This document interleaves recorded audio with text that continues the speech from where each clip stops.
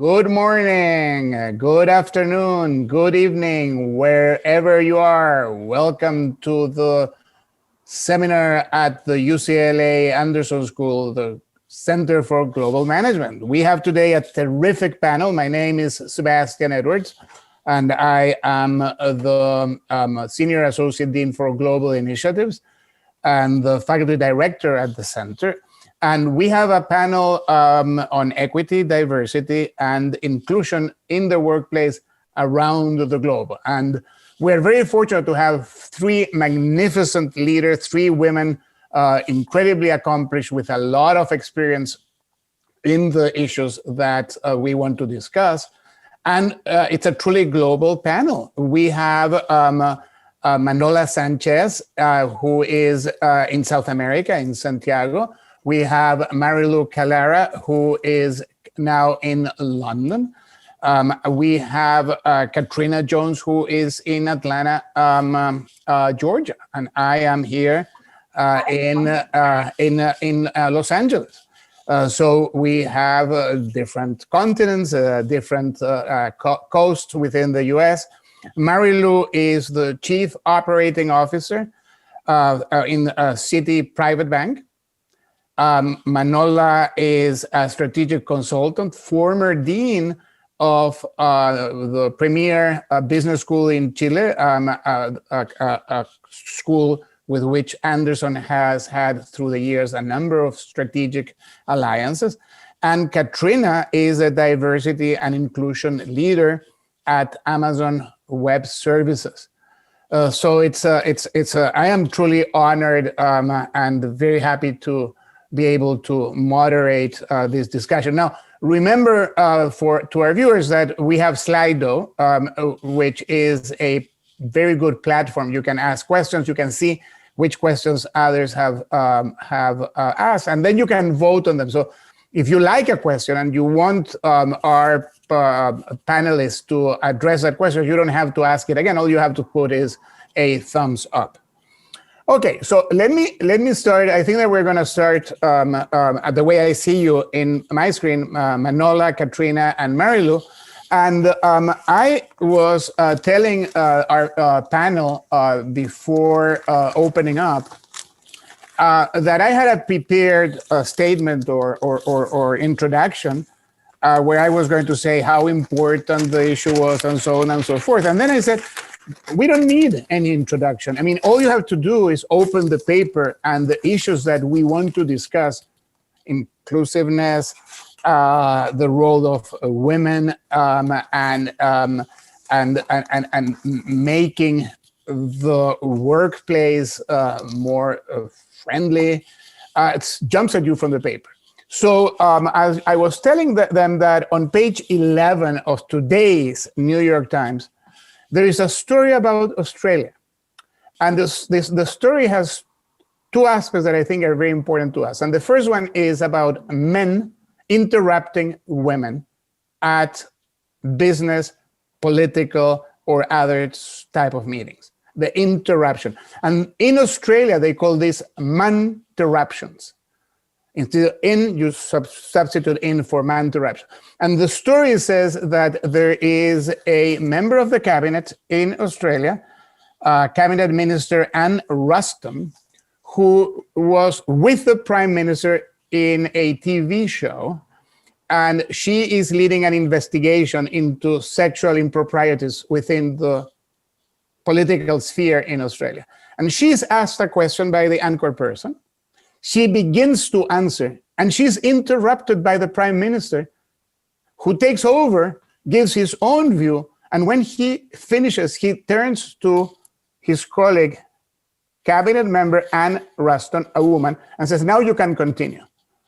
And there was an explosion in the social media, and it now there's a lot of criticism to the Prime Minister on substance, and we don't have to get into what's going on politically in Australia, but on form. And this is not the time for this. So let me start with Manola.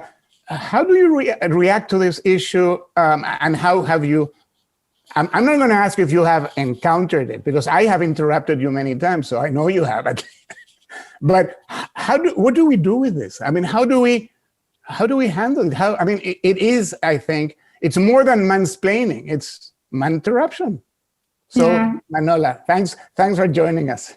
Well, first of all, thank you, UCLA, Sebastian, for inviting me. I'm so privileged to be with these amazing women in the panel. So just being here makes us all worth it. Talk about an issue that can be painful, because I live in Santiago and I happen to be have lived in many parts of the world. I lived 11 years in England, 2 years in the US, Argentina, Peru, and to talk about those issues were not even an issue. And what I mean about that, it was just a fact of life. So when you go through your career, and maybe when you're young, one of the things is you just have your focus on where you want to go. And you have to go through these hurdles. And maybe when I started, that was a long time ago, you just had to live with that and get used to it and see how could you make your space. But the more senior you get, the easier it gets. Because right now I'm sitting in the board of publicly listed companies in Chile, as you know, a bank and a big shopping retail. And at the beginning, they may have interrupted me, but through the course of time, you start educating the people around you that the way you treat them, you need to be treated. And that is something that as a woman, you need to have first the confidence to do it. And second, I think that it plays to my advantage, the age. Is that when I was young and somebody interrupted me, you will wait until he finished and you continue. But now that I'm more senior and I'm in senior roles, I can just say, can you let me finish, please? And when we talk about in the US, I think I saw a lot of video clips of Kamala Harris. And the one that struck me the most was one when she was in the debate with Mike Pence. And the way she said to him, and I went through my mind, I need to do it that way. He said, can you please let me finish? I'm talking. In such a relaxed manner that I said, this is a role model we need to follow. And at the end of the day, we as women need to find those role models and see how we can get through these hurdles that maybe gender puts us in, or maybe life. I don't know, the country we live in. And I believe that we need to learn how to overpass them and not get stuck by them, but see how we're going to work through them so they don't happen in the future. Thank you, Manola. That's very interesting. And I'm going to comment very briefly on what each of you say. Commenting is not the same as interrupting. I love what you said about Senator Kamala Harris. And something that maybe Katrina or Marilu, if you feel like it, you can address, is that I think that Manola's feeling of admiring the demeanor that Kamala Harris has and had, her beautiful smile, she's very self-assured. There's a contrast between that and the way the electorate reacted to Hillary Clinton only 4 years ago. And I wonder whether this is a passage of time. Why? Why is it that people seem to warm to Kamala Harris? The same people that really had a very nasty reaction towards Hillary. But anyway, that's something that we may get into.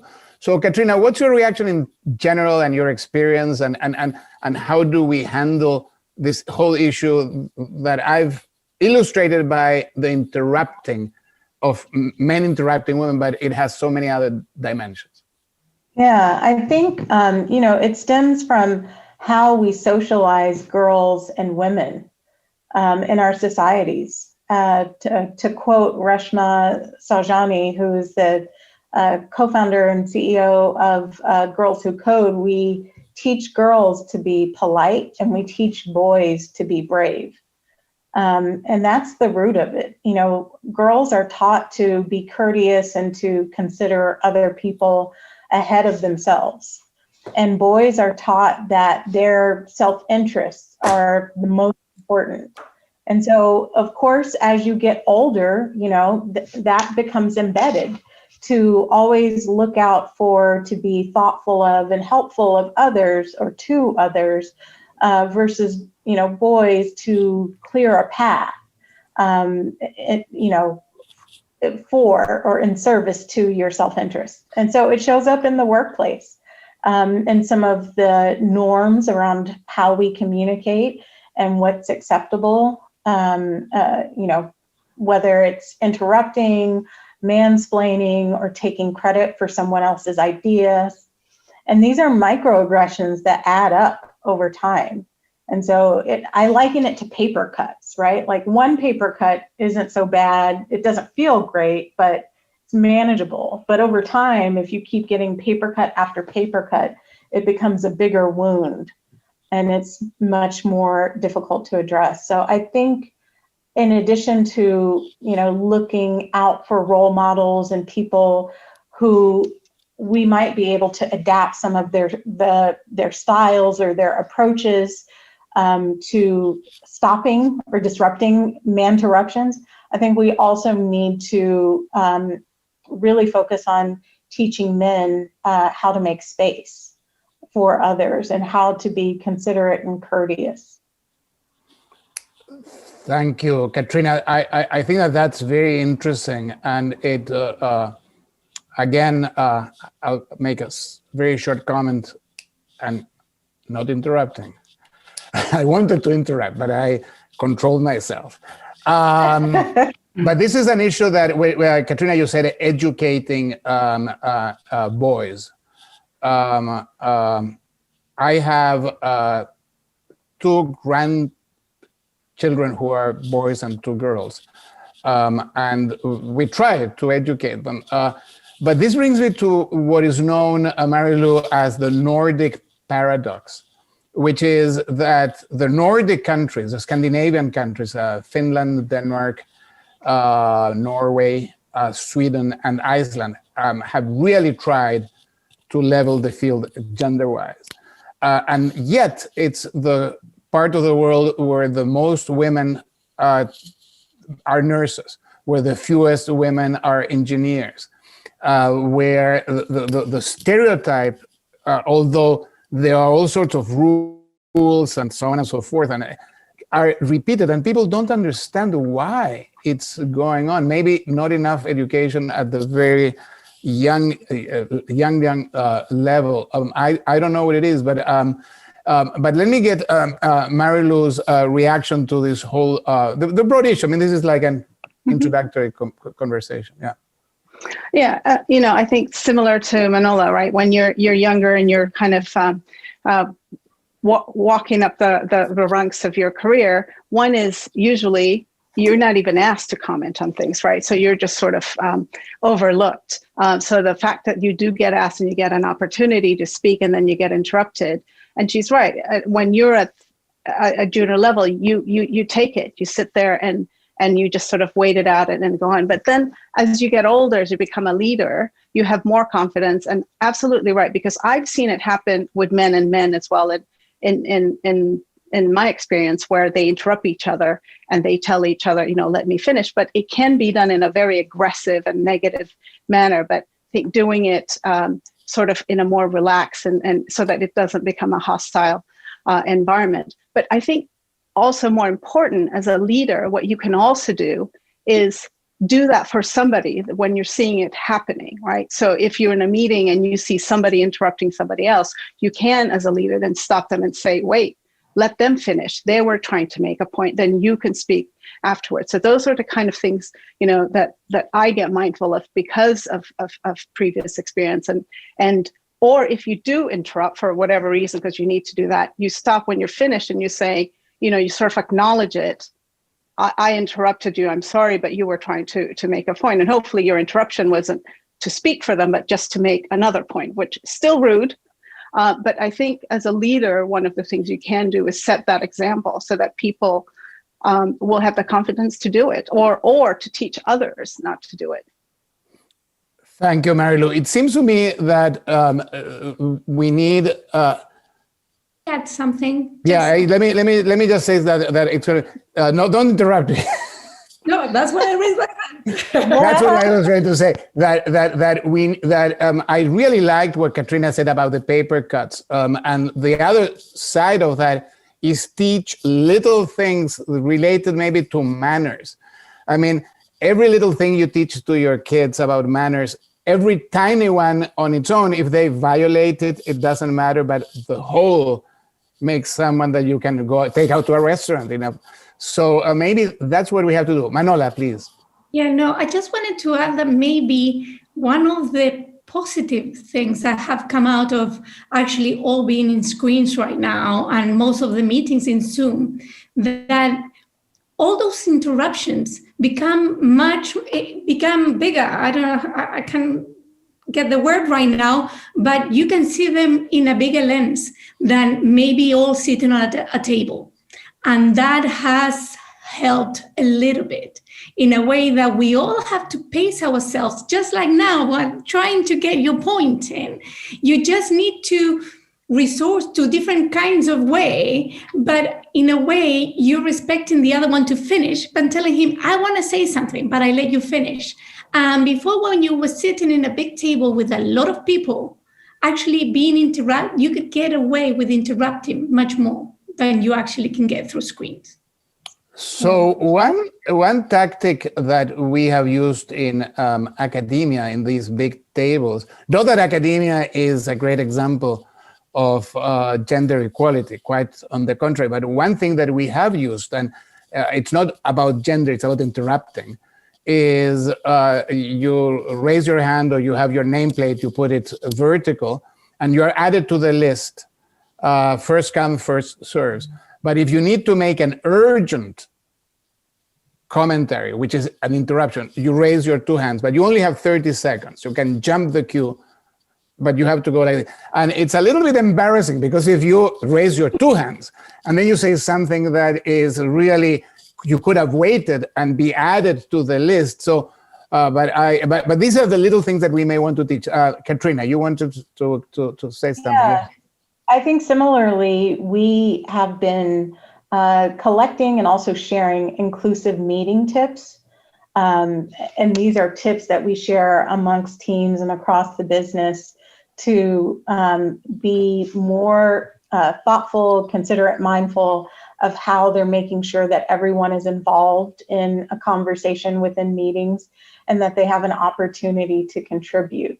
And so similarly, we offer some suggestions around how do you, get people to queue up to ask a question or to share a thought or feedback.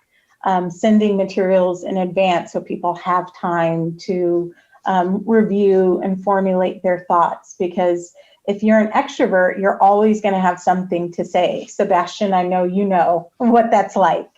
And if you're an introvert, you need more time to process. So those are helpful for us to think about how do we disrupt bias along many different forms and dimensions.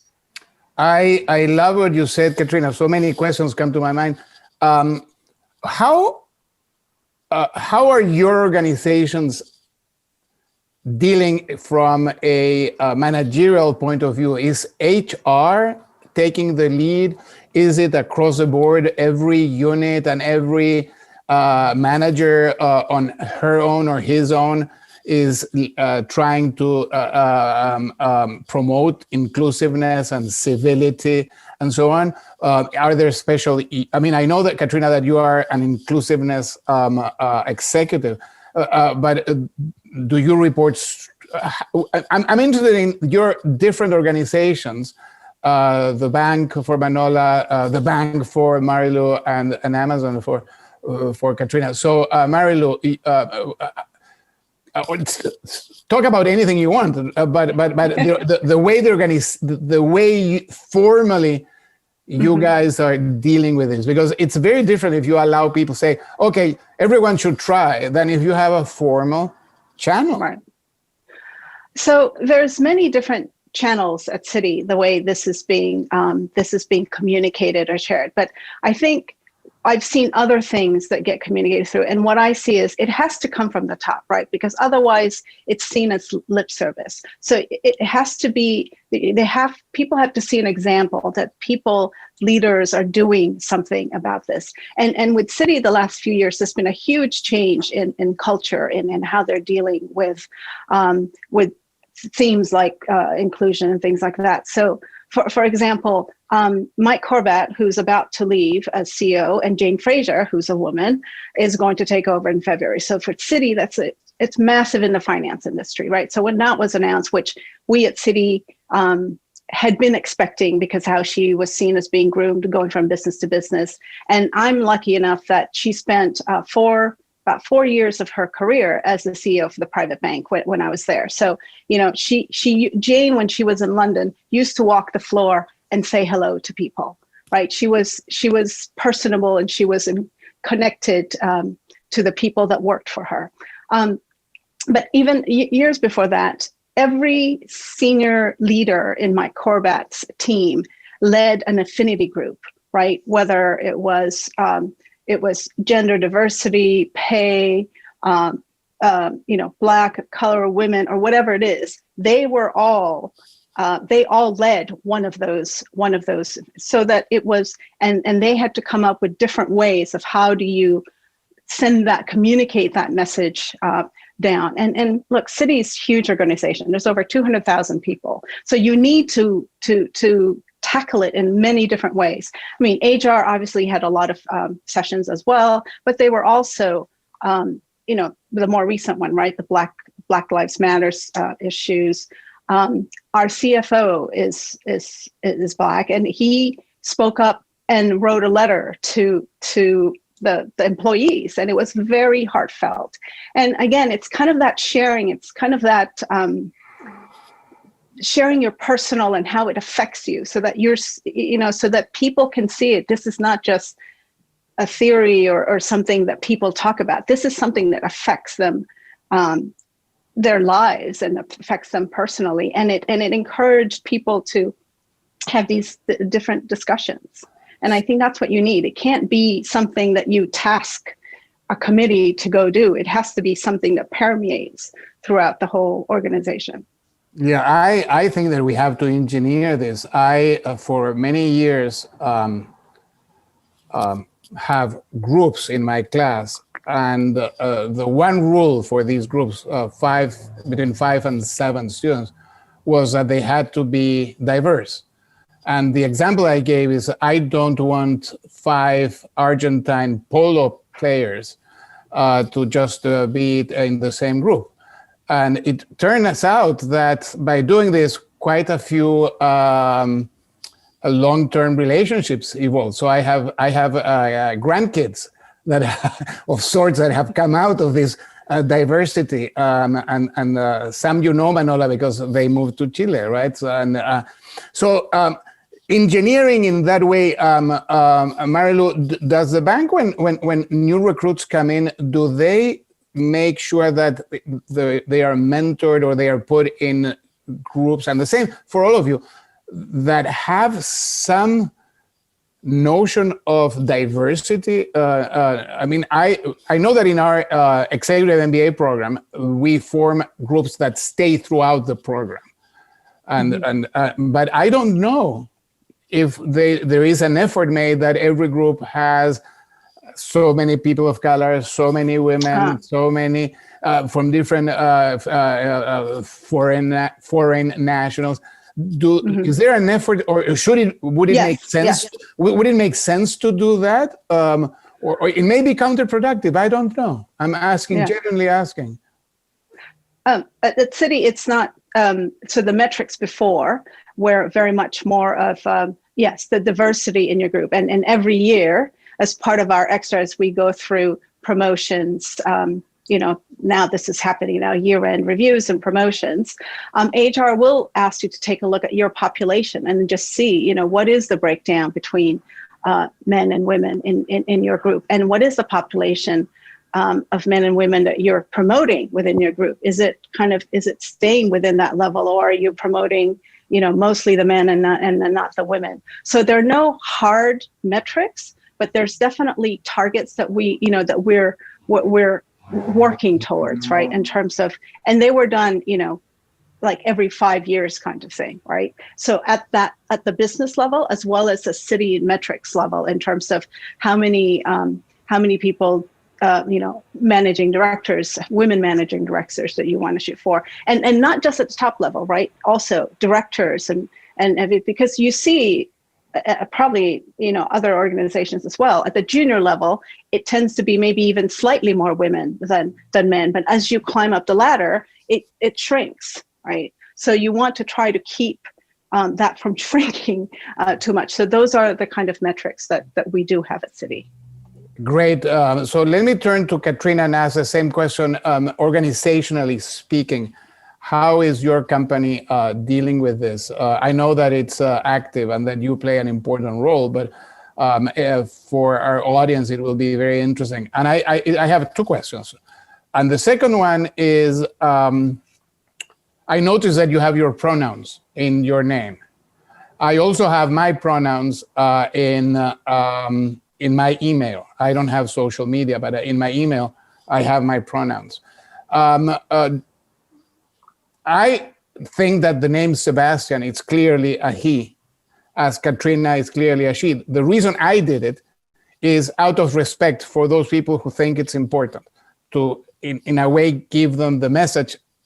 I understand, and it's great. These are my pronouns. So the second part of my question to you, Katrina, is whether you think the pronouns is important. I'm staying with your paper cuts thing, and it's the opposite. It's a something small, but I think that adds. So those are my two questions to you.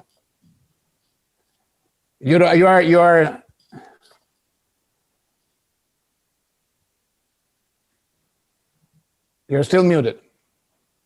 How did I get muted? Okay, there we go. I'll answer the second question. Thank you. I'll answer the second question first. I think, and we've been talking about gender in the binary sense in our conversation, and gender is on a spectrum. And so I have my pronouns everywhere. I make it a point to share my pronouns when I introduce myself, because gender is not marked by a name or how someone's dressed or whether they make one or not, or which bathroom they use. And so for me, it's about creating space for everyone to be themselves and to be their authentic selves, and to invite people to share their pronouns, because we should not assume just based on a visual that someone is a she or a he or uses pronouns, they pronouns. And so it's an invitation to ask.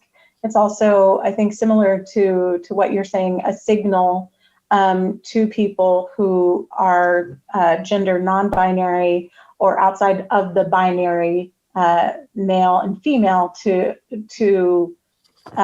feel comfortable and know that this is a space where they can, bring themselves to work or bring themselves into this space.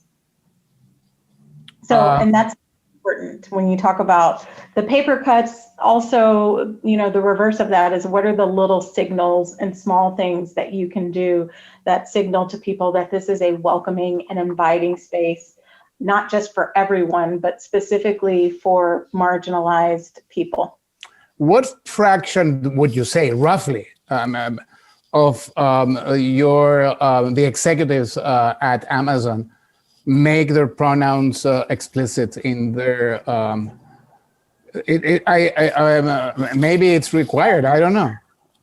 So to answer your second question, which was around the engineering and accountability, and I can answer both in this. What we are really good at, what Amazon and AWS excels at, is creating mechanisms and engineering those mechanisms. So for instance, we use an internal tool that's basically a directory. And within the directory now, they've added in a mechanism where you can add your pronouns. And so it'll prompt you to do that. And so a lot of people, when you go and look at their profiles within the directory, they have their pronouns. And certainly a lot of leaders do, because we've spent time and invested resources in educating them on why it matters, why it's important. And so, you know, you'll see it in the directory, you'll see it in emails and other places. And so all of those things, you know, matter. To the point around accountability, I think business is in a space now where they do need to engineer through setting targets and setting goals, and also incorporating mechanisms to disrupt bias throughout recruiting, promotion processes, and also retention. And so that's got to be part of the larger strategy and plan for diversity and inclusion. Thank you, Katrina. Let me ask Manola a question. As the audience knows, Manola is based in Chile. Those of you who have gone down in our immersion classes have met her, and she's absolutely fantastic.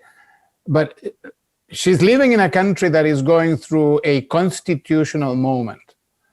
Chile is going to write a new constitution using a constitutional commission of elected people.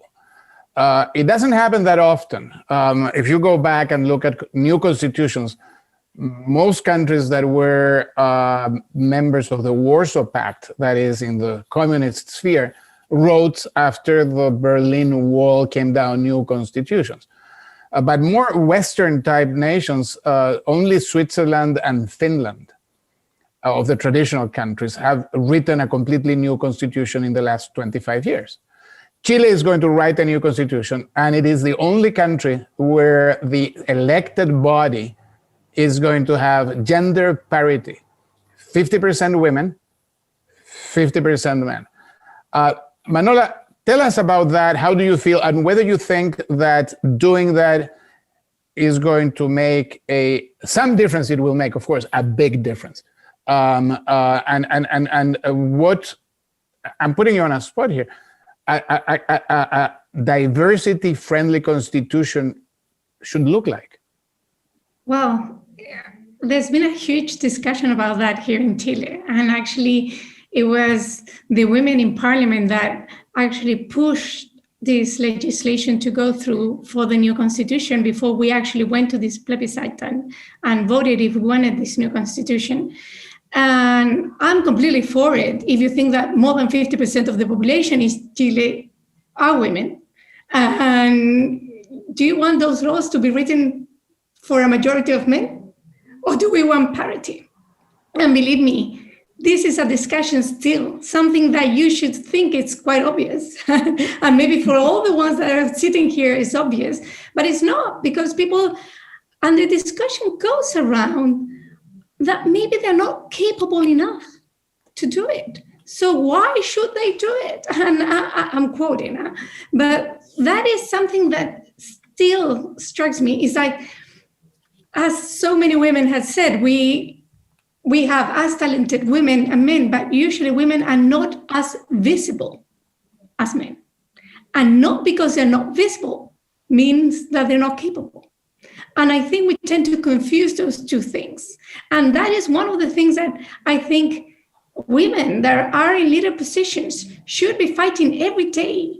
Fighting might be a strong word, but you know what I mean. We need to be really promoting other women, because what has happened, it happens a lot in Latin America, mostly in Chile. There are other countries that I think women in power, there's a little bit more of a parity than here in Chile.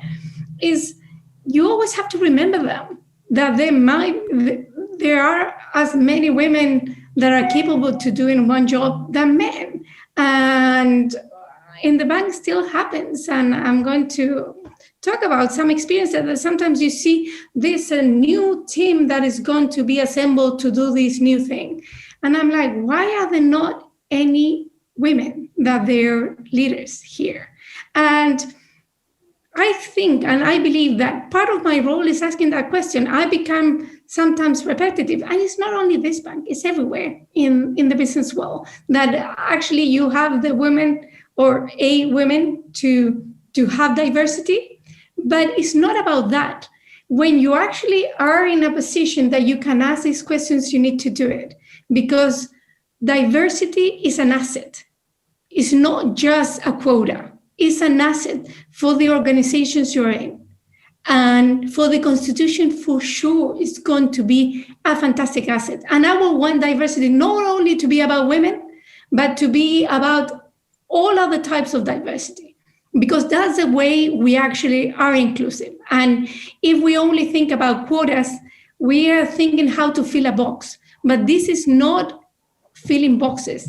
It's about how much you can add, what different perspective you bring, what experiences you have had that, for example, during this pandemic, is like, I'm sure that many women, I'm a mother, and I have to deal with working, Zooming, trying to get the kids online at the same time.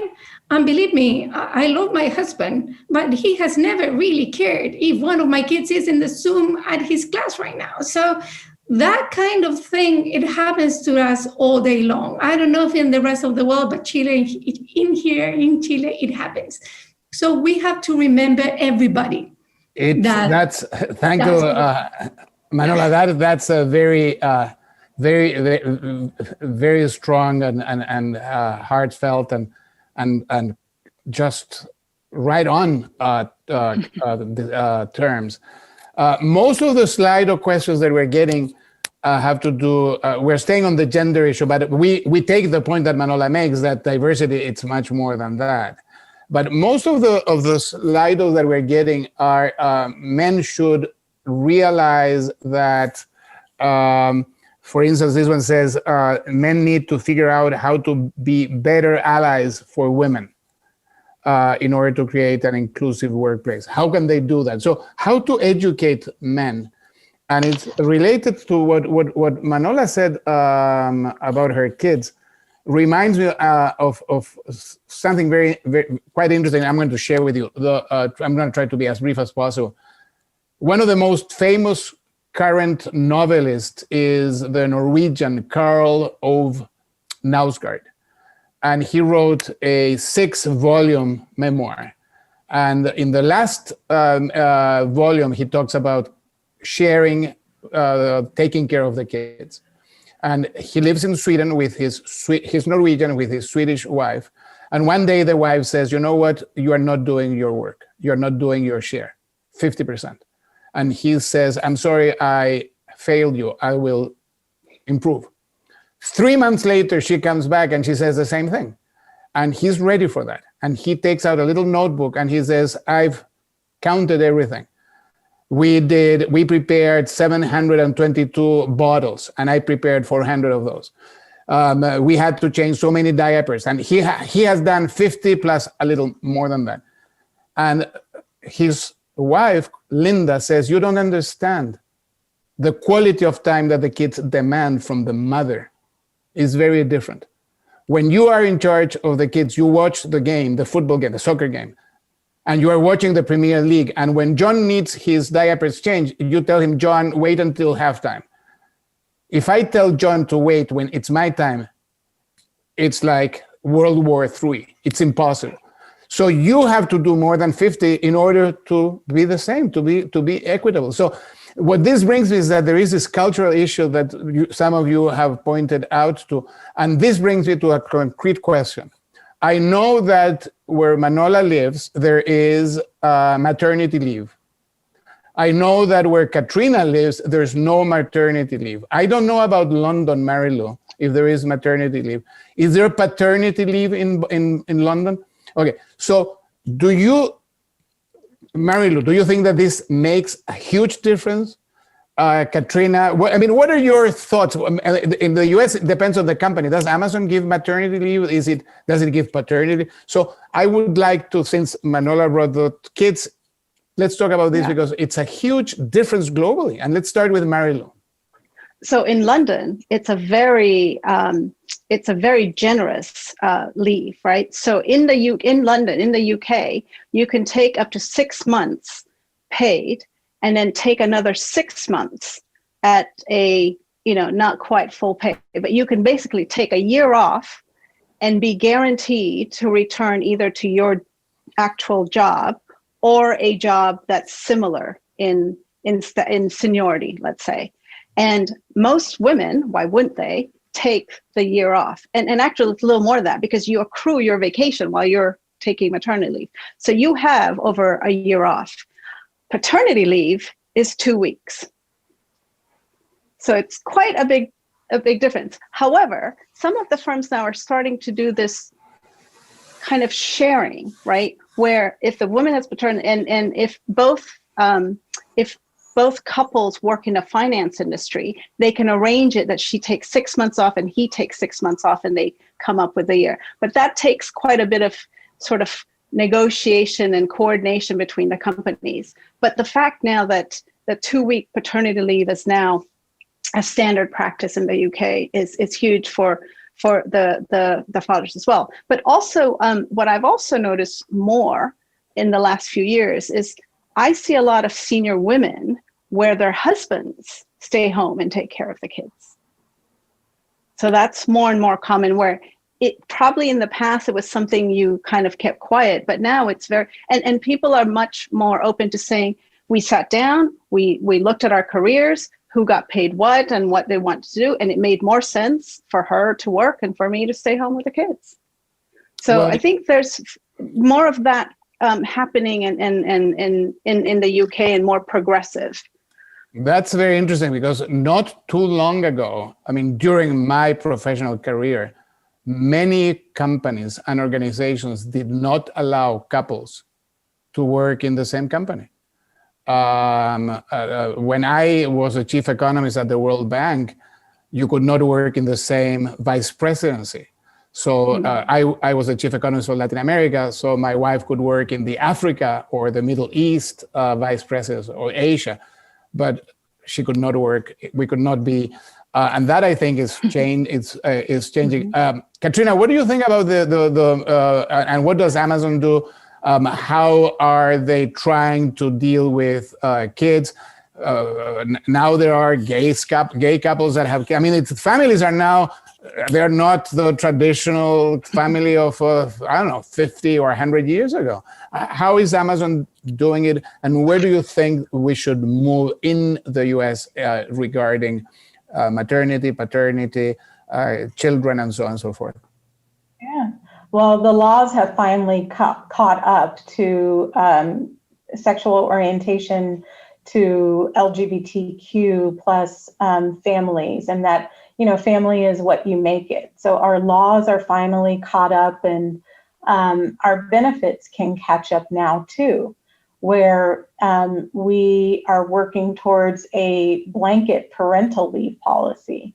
And that's where companies are starting to shift. Rather than maternity leave or paternity leave, there is a blanket parental leave policy. And that makes it easy for, regardless of what kind of parent you are, if you are a birth parent, adopting parent, etc., you can take up to 16 weeks or 20 weeks of leave. And that's really meant to create more equity in family relationships between partners and spouses, that both parties are able to take off, take 4 months or however many weeks of leave to spend time bonding and caring for their new child. And so that's ideal, is that we are moving away from separate policies, having a separate maternity and paternity policy, to now having one overall parental policy. And you've seen this happen globally in London. Marilu mentioned the policy there. They have a shared parental leave policy that recently went into effect within the last year or 18 months. And it allows someone who is taking parental leave, if they do not take all of their parental leave, to share that up to a certain number of weeks with their partner. And so that goes a long way. That is one step towards creating equity in relationships where you don't have one partner doing everything or the other partner, only doing 10% of the work when it comes to caring for the children. What you said around some of the moms, especially in senior level roles, with partners who stay at home definitely resonates. I see that from where I sit as well, that, regardless of gender, it's really difficult to have two high-powered, high-charging careers. And so one person may be at a different place in their career or just in a different kind of role where it's not as demanding, and the other person is in a high demanding, very intense senior level role. And so people are starting to make some trade-offs there in order to make their families work. And that's what it's all about. You got to do what works for your family. Okay, so let's see the Slido. We have a few questions here. There's one that is quite interesting. What do we do when, Manola, when do we do when women interrupt other women? There's a question that comes from Slido. It didn't occur to me, but someone says, listen, what about if women interrupt other women? Is that okay? Should we be against interrupting in any form? I think we all have interrupted somebody else once in our lifetime. What I mean is, if it's a repetition, it's a conduct more than an occasion. It's like, one of my hats is to be in a foundation and an NGO, and actually in the board, 70% are women. And when the discussion is heated, we interrupt each other. And that can happen with men. But if you do it all the time, it's a big difference. And that's what we're trying to avoid. I think that human nature makes us sometimes in the heat of the moment to interrupt somebody else, and that's fair enough. There's people that is more emotional than others, and that will happen. But the thing is that if you feel that you're always interrupted, that is when it's a problem. And if it's because women interrupted women, there's a problem there too, and there's a little bit of coaching to do. But I think that we need to do coaching to men and to women. And it's like, as anything in life, if there's something that is not healthy for the organization or for your environment, you need to change that. Because if we expect that it's going to change by itself, it's not going to happen. So we need to do something about that. Okay, yeah. We have 10 minutes, and I want to ask two questions and go around. And I want to start with Manola. I know that it will be back to back, but that's okay. We have talked very little about race in this panel. But we have here a collection of different races and ethnic backgrounds in the panel. So let me start with you, Manola, because you live in a country where the racial issue many times is put under the rug. So tell us your thinking and your experience. You've lived all over the world, so racial issues are very different in the UK than in South America, and so on and so forth. So tell us what you think, and how does it fit into our conversation today? I think it's spot on, because actually, when I started thinking about race, it was when I was in the US and I did my summer internship in Goldman Sachs, and they said, how do you classify yourself? And I had to tick a box. And I never had to do that before in my life. And I was Latino, but I was like, I'm white. Yes, I feel like white. But in the US, I'm sorry if I'm being politically incorrect here, but in the US, I was a Latino, and I was like, why am I Latino if I feel that I'm white? But I had to tick that. And then when I went in the UK, I lived 11 years there. I always have an accent because I was not born in Britain, and so I was never going to have a British accent. And in one of my reviews, one of my bosses says to me, you don't write like a native speaker. And I'm like, I'm not a native speaker. I'm never going to write as perfect as somebody that has been born in the UK. And then I learned it's like, well, I'm never going to be the same as you. And you know what? You need to have the confidence that it doesn't matter, that if you do your job right, that is really something that maybe it bothers somebody, but it bothers them than you, because if not, that is going to halt your career. So in Chile today, we don't talk too much about race than we talk about classes. And what I mean about classes, where were you born, what school you went, what neighborhood you lived. And the things we're trying to change actually is that in sort of the elite world is like, it doesn't matter where you came from. It doesn't matter. What it matters is what you achieved. And I'm actually, on that sense, also a minority. And you know, I was born not in Santiago. I didn't go to the right schools and everything to be sitting in a board.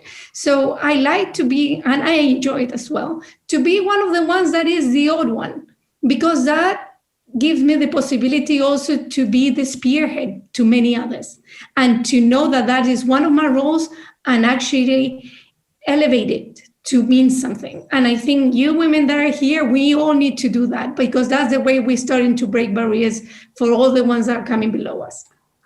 Thank you, Manuela. It's very interesting. And I think that probably neither Marilu or Katrina realize the depth of what Manuela says. And it's a Latin American thing. If you get a short bio from anyone in the Anglo world, or even in Germany, in Japan, they will say, what's your position? What was your past position?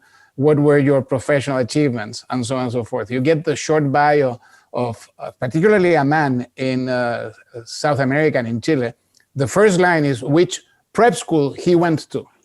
Right? So you start the other way around. This is where I come from. These are my networks. You start from, and rather than what you have accomplished. And the accomplishments come at the end. It's more like a linear thing. And I've always been puzzled by that. But that's a different culture. So Katrina, back to you. We've talked very little about race, not because it's not important, but how does it fit within the conversation that we have had today? Oh, it's an essential part of the conversation. You cannot talk about gender and if you are talking about gender and referring to it in this very broad kind of way, you're essentially focusing most likely on a woman that's predominantly white or Asian, as opposed to being Black or Latinx or of another ethnicity. And in the US, we have a clear racial hierarchy, but that similar hierarchies also exist in other countries like UK and Canada, Brazil and South Africa, and even in countries where they're not, surveying for race or ethnicity, the paradigm still exists there. And so it's something that we need to talk about, and talk about the ways in which it uniquely shows up across the world. And so, maybe it's not race specifically in, let's say, Argentina, but there may be something around indigenous people and how they've been excluded, the vestiges of colonialism and how those show up in Latin American countries. It was the first thing that I thought about when you mentioned the prep school, right? Like that's a very colonialist thing to say, I went to this school and here is my breeding, if you will, to show. And so we need to be talking about it. It's a critical way that people experience the world, and a way that the world also receives them and colors everything that you do, no pun intended. Marilu. I've been kind of thinking about this as you mentioned. I think in the UK, to Katrina's point, it's more about economic classes that just ties into the races, maybe. Within city, we're in a very international group of people, the people I work with. It doesn't feel like a UK firm. It doesn't feel like a US firm. I have colleagues from all over the world. I have Americans that live here, non-Americans that are in the US that I deal with, and then in Asia. So I don't really feel the race is so much as an issue, but more of the, like you said, what school. So within folks that were born in the UK, it was definitely what school you went to. And there was sort of, when I first moved here, I didn't know, I knew 3 people in the UK before I moved to the UK. And it was very much harder, especially as you were older, to kind of break in and make friends with locals or people that are, in the UK. I noticed very quickly that my friends were all Americans that were married to somebody from another country, or a UK married to, they were all mixed couples. I didn't have friends that were just British. Now, my husband is British, it's from here. And so it helped me kind of slowly get acclimated and also understand things from their point of view. He used to tell me, when I first got here, you can't invite your team to our house for dinner. I was like, why not? I do it in the US all the time. No, there's barriers in terms of classes and this and that. And it's like, no, it's different because we're multinational and it's fine. And I do it all the time. I have a giant Christmas party and I invite half the people on our floor. But it's just not something that if you're UK, that you did because you were very much, you kind of grew up and had certain living standards or whatever, and you didn't want other people to be seeing that and sharing with that. So I think in the UK, it's much more of a class issue and not a racial issue.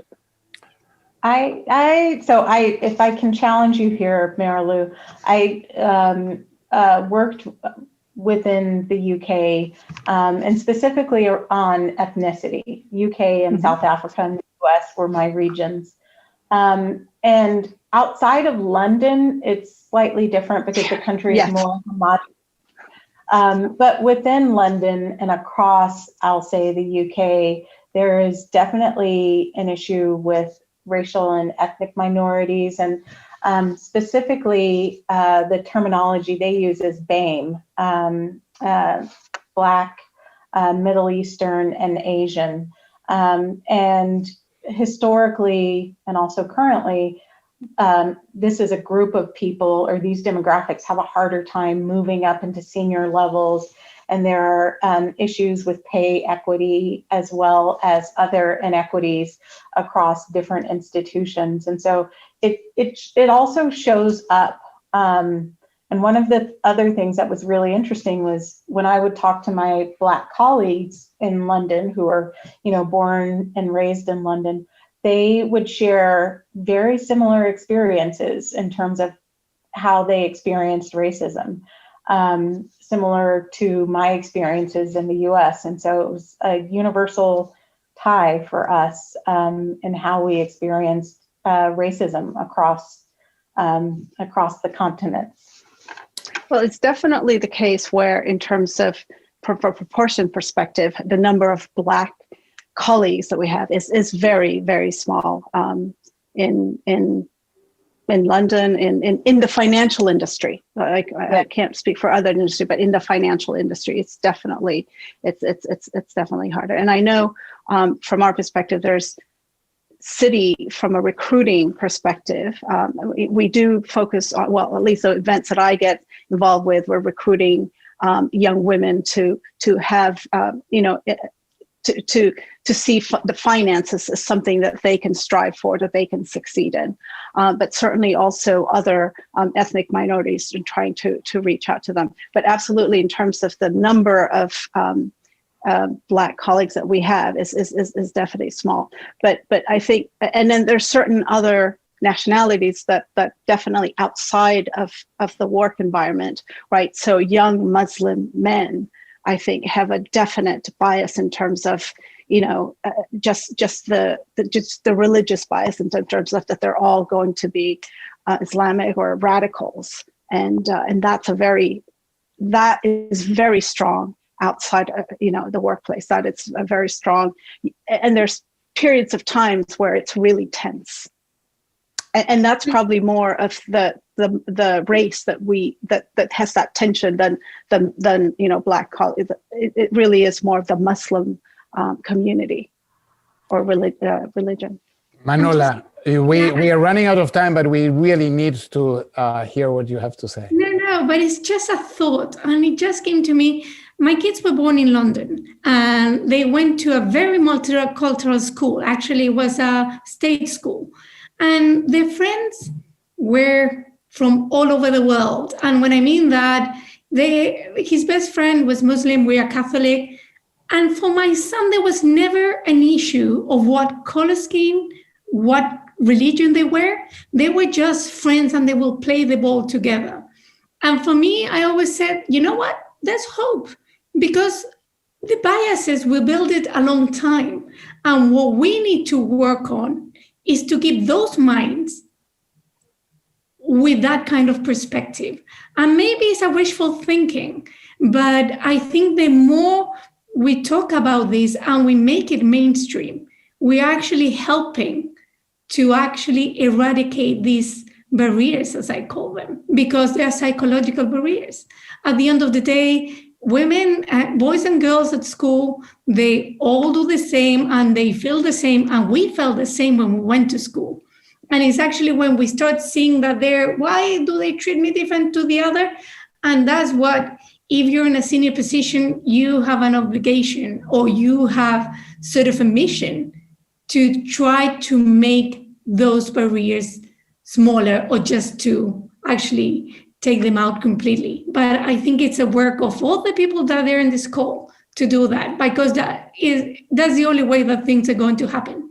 It's also a mindset, and actually letting kids not come with those biases that actually we are putting them through. All right. I fully agree with that. So thank you so much for joining us. It's been a real privilege. It's a great way of starting or previewing our Anderson week on inclusiveness and diversity, which we are launching next week. We wanted to be the first group to do this. Thank you very much. And thank you to Lucy Allard for helping put this together. Thank you. Thank you. It was a pleasure. Bye-bye.